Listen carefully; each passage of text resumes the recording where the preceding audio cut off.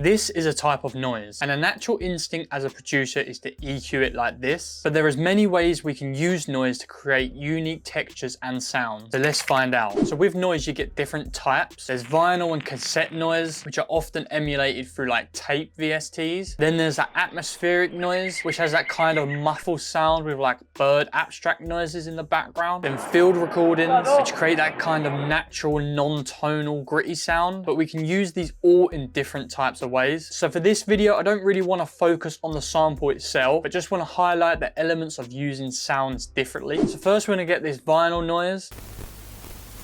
Then we want to EQ out the lows and do this higher bell gain increase. And you can see it's actually selecting the C note, and doing this will give it some sort of tone.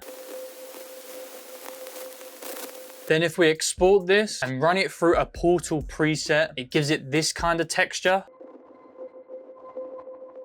Then if we throw it into a sampler and mess with the length and the crossfade, then run it through the likes of a reverb and a brushifier, and then when you layer it with a piano, it just gives it that extra texture.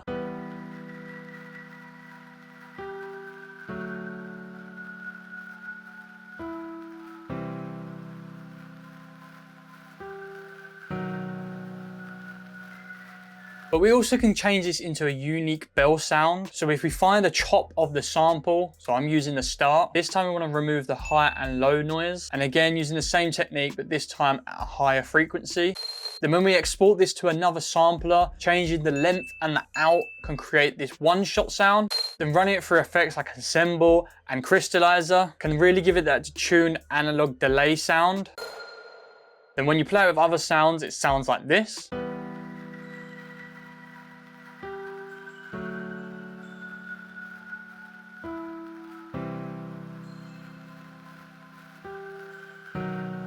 But there's also other ways you can use type of noises. So if we get some atmospheric sound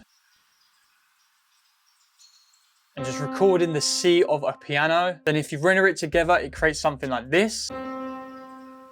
Then when you create it with a one shot and play it with the original chords, the birds give it that extra tonal texture that sounds like this.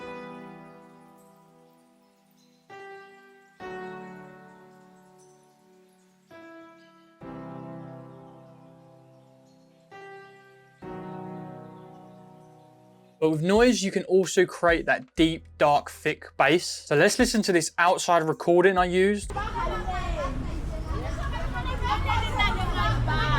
In the background of that, you can really hear that bass harmonic. So again, EQing it at a lower frequency and just taking out that rumble.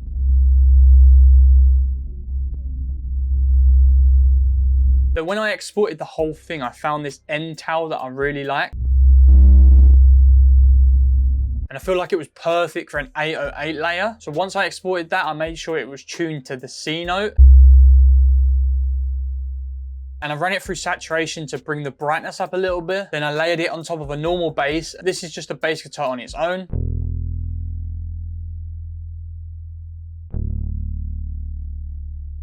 Then layered with the 808.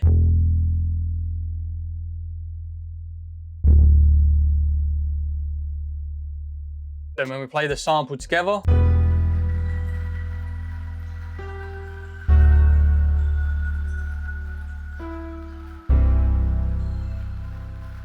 before getting on to the next part, I want to bring you today's sponsor, DistroKid. If you're producing songs and collaborating with other artists and producers, this is perfect as it allows you to add as many collaborators as you want and give the correct amount of splits to each person. They offer a bunch of free tools and make it super easy to upload your music to all streaming platforms. And the best bit is you keep 100% of your earnings. To sign up, you can use the link down below, and this will get yourself a 7% off your first year subscription. And let's get back to the video. For drums, I wanted to use noise to keep them interesting and unique. So first I just laid down this simple pattern with normal drums.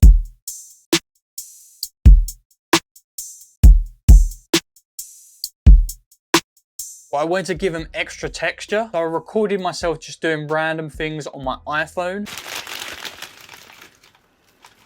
So I made these chops to create their own like percussion pattern.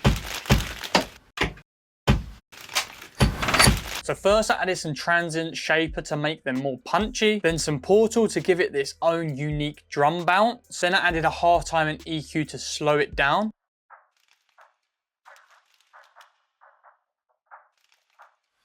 And then when it's all layered together, it gives it this character.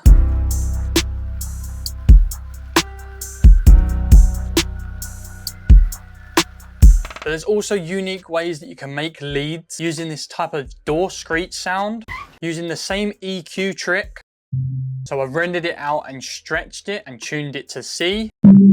You can hear it gives it some kind of cool texture. And this time loading it into a sampler and creating a loop, then turning on this slide with a porter and mono to give it a glide effect.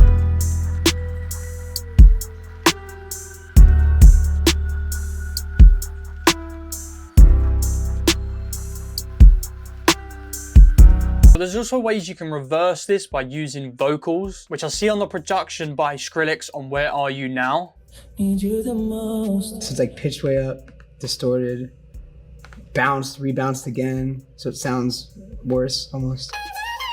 Almost destroy a sound so many times it loses quality. If we get a vocal sample and pitch it up,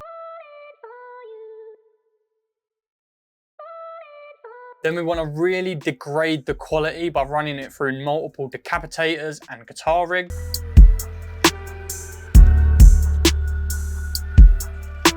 You can create your own sounds from the sample itself. So I rendered out the sample with no bass, and I got this noise effects from Splice, and I dropped them in Melodyne and tuned the whole sample to C. And you can hear it sounds very weird at first.